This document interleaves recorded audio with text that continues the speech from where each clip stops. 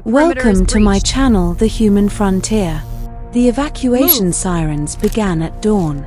They weren't loud at first, just a low tremor in the sky, a vibration that rattled window panes across New Carthage colony. By the time the sun cleared the horizon, every screen, drone, and public terminal was broadcasting the same message. All human personnel are to report to designated extraction zones. Interspecies Treaty 7A has been revoked. Departure is mandatory. I stood on the balcony of my modest government housing unit and watched military carriers descend through the clouds like silver insects. Their engines hummed with cold precision. Behind me, inside the apartment, Queen Elira of Tharkesh stood very still. "You knew this might happen," she said quietly. Her voice carried the layered resonance of her species, like two tones woven into one. Even after 3 years on this planet, it still sent a strange ache through my chest. "I knew Earth's council was unstable," I replied. "But I didn't think they'd collapse the treaty overnight." "They fear what they cannot control," she said. "They fear what they can't understand," I corrected. Elira's gaze shifted to the carriers outside. Her eyes, deep violet, flecked with silver light, reflected their descent. 3 years ago, she had arrived on New Carthage as a conqueror. Now she stood in my living room wearing simple civilian robes, her ceremonial armor locked away, her crown resting on a shelf beside a stack of human engineering manuals. History had not expected that outcome. When the Tharkesh Empire expanded into our quadrant, they did so with efficiency, not brutality. They claimed territory, established order, and absorbed local governments into a greater system. Earth had resisted. New Carthage had not. We were a distant colony, largely independent, more pragmatic than patriotic. When Elira arrived to oversee integration, she expected hostility. Instead, she found cooperation. And me. I was a systems analyst assigned to the colonial infrastructure. My job was to help translate human technology into formats compatible with Tharkesh systems. That meant long hours in joint operations centers with alien engineers. It also meant arguing with the Queen. She was not what we expected. She asked questions. She listened. She walked the colony streets without escort, observing markets and schools. She watched children play under the twin moons and asked why humans painted their buildings in bright colors instead of uniform metallic tones. "You invite chaos," she once told me. "We invite individuality," I'd replied. She considered that for a long time. Over months, debates turned into conversations. Conversations turned into quiet evenings reviewing infrastructure projections. Quiet evenings turned into shared meals. It was scandalous. A human civilian and the reigning queen of a galactic empire. But Elira did not rule by fear alone. She ruled by calculation. And she had calculated that coexistence with humanity would strengthen her empire. Until Earth's central government panicked. Rumors had spread of advanced Tharkesh biotechnology, of lifespan extensions, of cognitive enhancements. Conspiracy networks claimed we were being assimilated. Politicians back home needed an enemy. So they tore up the treaty. All humans must leave Tharkesh-governed space within 72 hours. The carriers outside were the beginning. "They will not allow you to remain," Elira said softly. "I'm not leaving," I replied. She turned toward me fully now. "This is not a choice governed by stubbornness, Elias. It is for me." Her expression tightened. "If you stay, you will be classified as an illegal foreign national. Earth will strip your citizenship. Tharkesh law will consider you politically sensitive." "Then I'll be politically sensitive," I said. The faintest flicker of frustration crossed her features. "You underestimate the gravity of this moment. And you overestimate my fear of paperwork," I shot back. She didn't smile. Instead, she walked toward the balcony, staring at the carriers. My High Council has already sent transmission, she said. They advise compliance. Allow the humans to depart. Avoid escalation. And what do you advise? I asked. Silence stretched between us. I advise stability, she said finally. That's not an answer. Her jaw tightened. Before she could respond, my communicator chimed. A priority signal from Colonial Command. Elias Ward, a stern human officer, appeared on the screen. You have been flagged as non-compliant. Transport leaves in 6 hours. Failure to report will result in forcible extraction. I'm aware, I said calmly. You're residing in proximity to the Darkesh monarch, he continued. You are to disengage immediately. I decline. The officer's face hardened. This is not a request. Elira stepped into frame beside me. The officer visibly paled. Queen Elira, he said stiffly. Officer, she replied evenly. This dwelling is under my protection. With respect, Your Majesty, this is a human citizen. For now, she said. The channel went silent. You would defy your own species, the officer asked Elias. I'm not defying anyone, I said. I'm choosing where I belong. The transmission ended abruptly. Elira turned to me, eyes blazing faintly. You force my hand, she said. I'm not asking you to protect me. You already have. By midday, the colony was chaos. Families packed belongings into transport crates. Children cried as friends said hurried goodbyes. Some shouted angrily at Darkesh patrols, others wept quietly. I walked the streets with Elira, no guards trailing us. People stared. Is it true? One woman demanded. Are they really sending us away? Yes, Elira answered honestly. Then why aren't you stopping it? The Queen did not reply.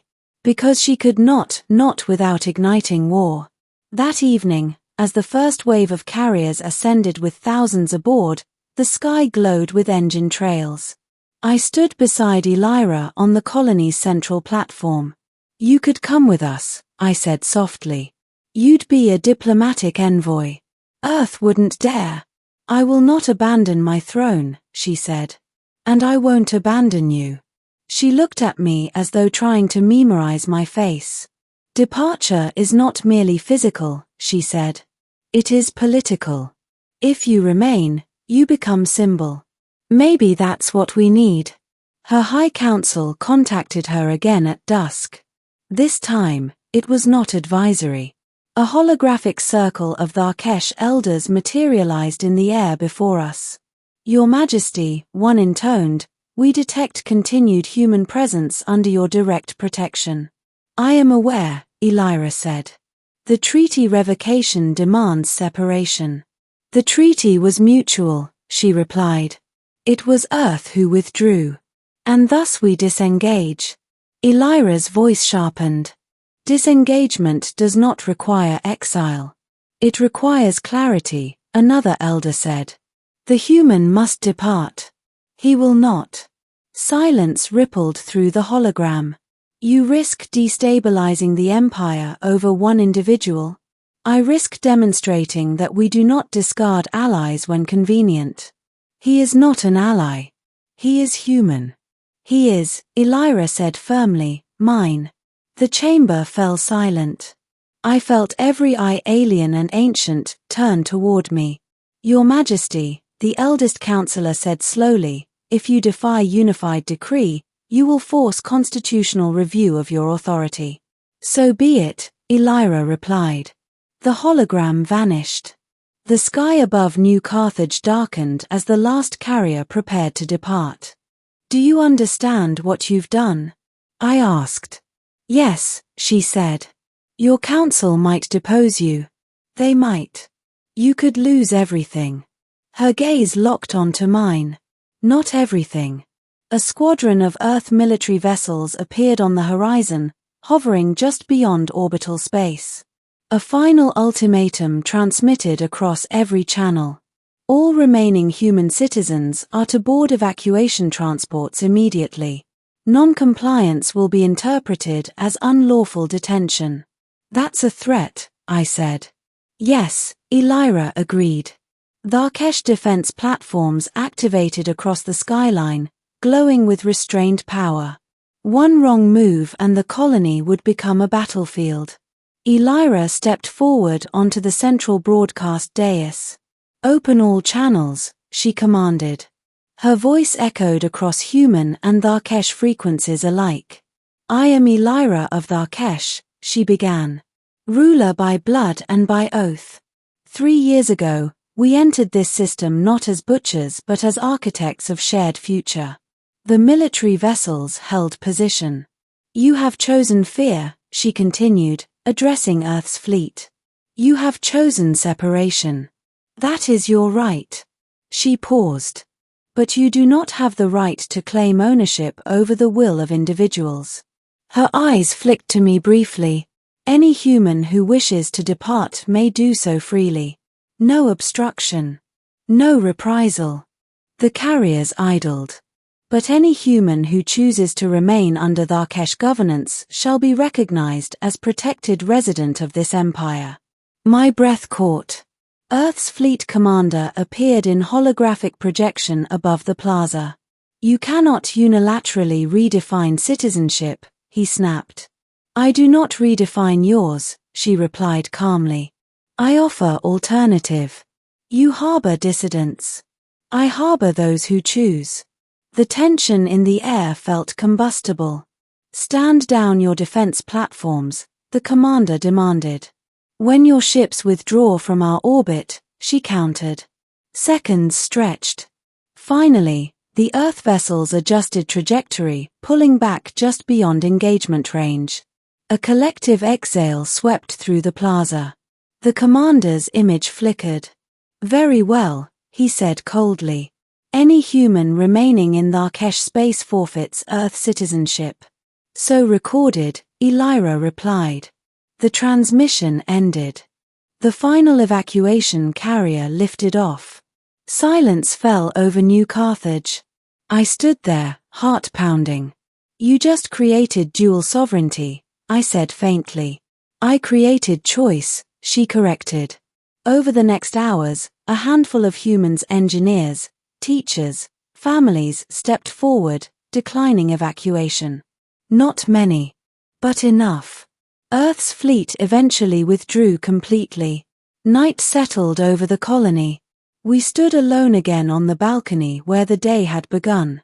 "You have altered the empire," I said. She shook her head slightly. "No. I reminded it of its strength. And your council?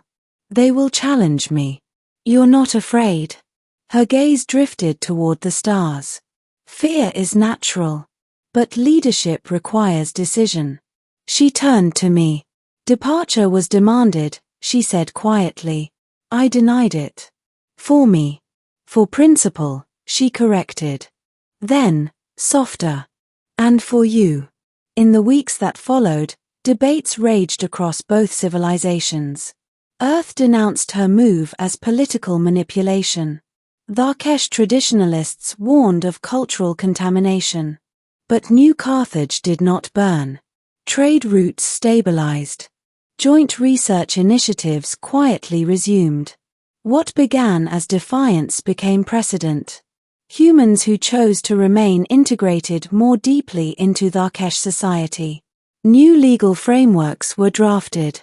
The idea of rigid planetary allegiance began to blur.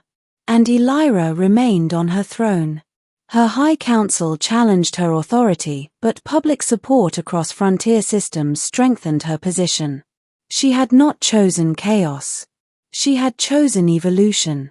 One evening months later, as twin moons rose over the colony, she stood beside me watching children, human and Tharkesh, playing together in the plaza. "History will judge this moment," I said. "Yes," she agreed.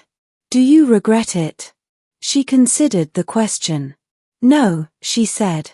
"Empires expand through conquest. but they endure through trust. She slipped her hand into mine, clawed fingers warm against human skin. The galaxy will not be divided by fear, she added softly. Not while I reign. The sirens of that dawn were long silent. Departure had been denied. Not through war. Not through force. But through the simple, radical act of allowing choice. And in that choice, a new chapter of two civilizations began, not as ruler and subject, not as conqueror and conquered, but as partners standing beneath the same sky. Thank you for listening. Subscribe for more cinematic science fiction stories.